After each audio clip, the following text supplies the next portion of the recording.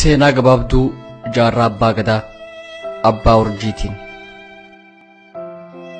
Namoonni wal'aansoo bilisummaa saba isaaniitiif wareegama baasaniin seenaa qabsoo hawaasa lammii isaanii keessatti maqaan dhaawamu akkaa fi haalli isaanii haawan dhabuu malee hedduudha.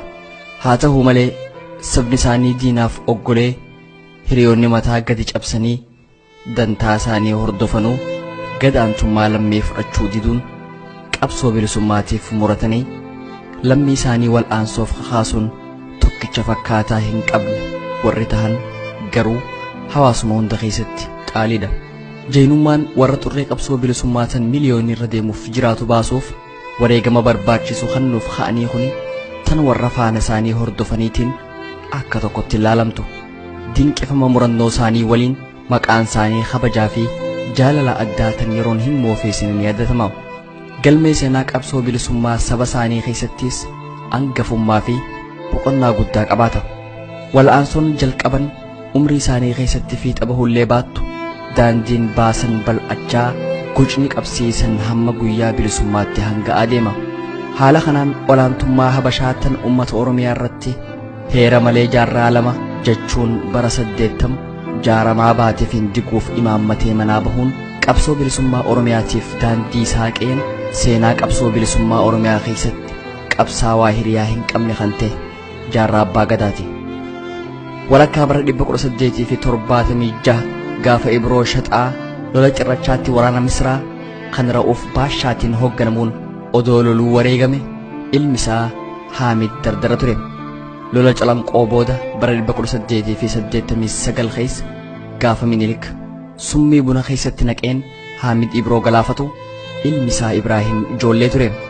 Bara 1936 keessa akka Xaaliyaanii biyya teenya dhuunfateen yeroo Ibraahim Haamid nafxanyoota Xaaliyaanii loluuf arbanyaa if moggaasanii baddaa watarii fi onaraamis golgeeffatan adamuu ilma harkate. Ilmi Haaji Ibraahim Haamid Ibroo Shaxaa haadha warraa aadde Moominaa Eeboorraa bara 1936 keessa baha Oromiyaa konyaa gaara mul'ataa araddaa waldeeraamis ganda mudiirgoo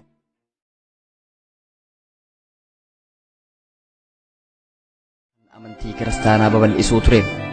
Yeroo sanitti daree takkarraa tan itti aanuti tarkaanfachuuf qormaata barnoota amantii kiristaanaa baayibila dabruun barbaachisaa ture. Kuni tooftaa mootummaan amantii isii ittiin babal'isuuf karoorfatte. Karoora kana dura dhaabbachuuf hawaasni naannoo baha Oromiyaa walumaa galatti ijoollee isaanii barnoota ammayyaarraa eeggitan kanneen dhiibbaa gamasiin dhufturra ni aannaan ilmaan barnootatti qajeelchan barnoonni kennamu sammuu kaa'imman isaanii keessatti jaalala amantichaa habaqaalaa deemuu odoo hin turin hojiin arkaa dhufan. Hojii Ibraahim Haamidii fi manguddoonni naannoo sanii sagantaa barnootaa kana mootummaa jijjiirsisuuf ijibbaanni godhan wahuu taruu dhabnaan akkuma hawaasa bal'aatti ilmaan isaanii mana barnootaarraa hambisuu filatan. Jaarraa abbaa gadaa garuu barnoonni hammi dhamdhame a'oo seenee murtii abbaa dura dhaabe. Hayyama abbaa malee naannoo sanirraa fagaatee barnoota itti fufuu murteeffate. Haala kanaaf bara 1958 shaggar bahe. Achitti ilma kiyya jettee akka galmeessituuf dullattii takkaaf horii kennee mana barnoota Kotobeetti hulaa 9 irraa barnoota isaatti fufe. Haala kanaan isaa waggaa 2 barate. Haalli duraanii jijjiiramee barnoota isaa itti fufuuf hayyama argatee gandatti deebi'ee mana barnoota Meedihaanii Alamatti galmaa'e. Jaarraa abbaa gadaa daa'imummaarraa kaasee mana barnootaatii fi saniin alattis nama naamusa cimaa qabaachuun faarfame.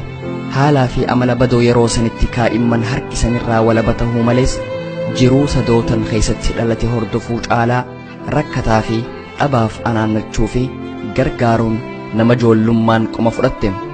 Lakkuma umriin ol siixuun iddoo dhaqe hundatti ummata naannoo isaa jiran keessaa qabaataa fi dhabaan, jabaa fi dadhabaan, rakkisaa fi rakkataan eenyu akka tahan adda baraa dhufe.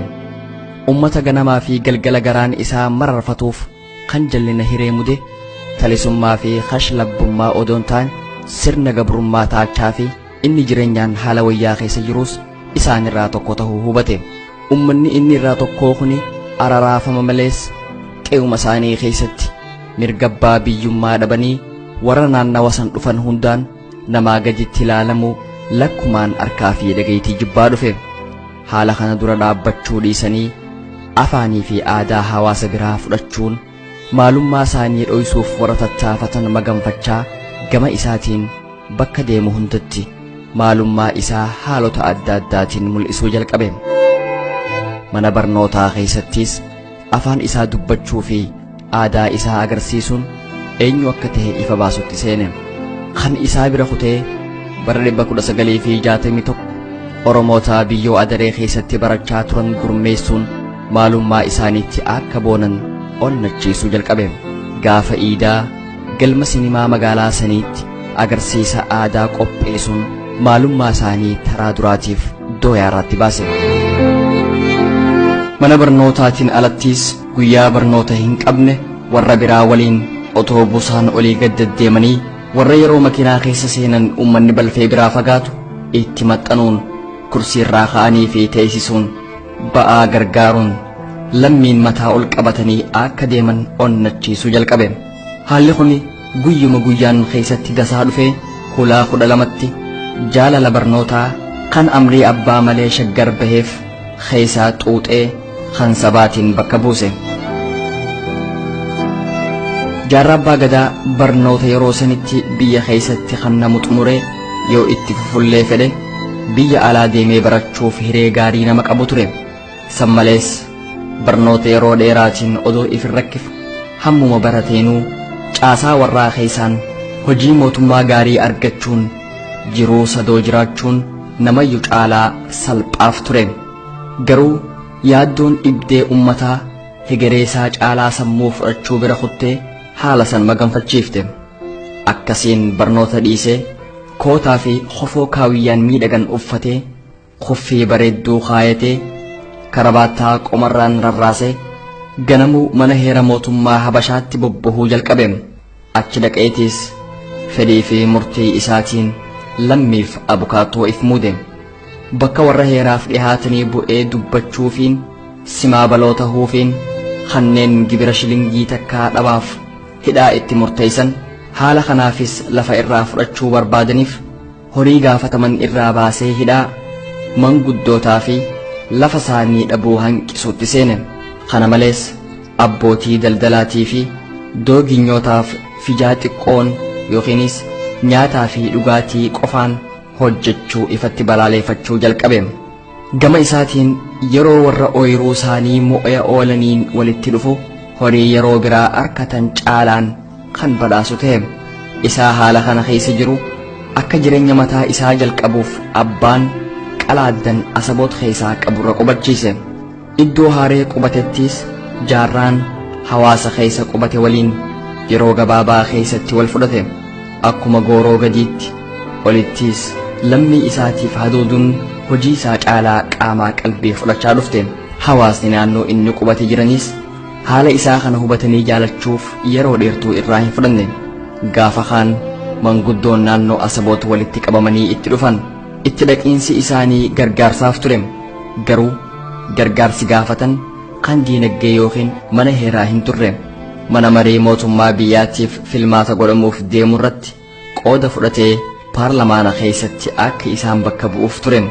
Manguddoonni gaafa fedhii tanaan jaarraatti dhaqan hawwii isaanii akka bakkaan gayuuf abdii irratti qabaachaati. Jaarraan hunda caalaan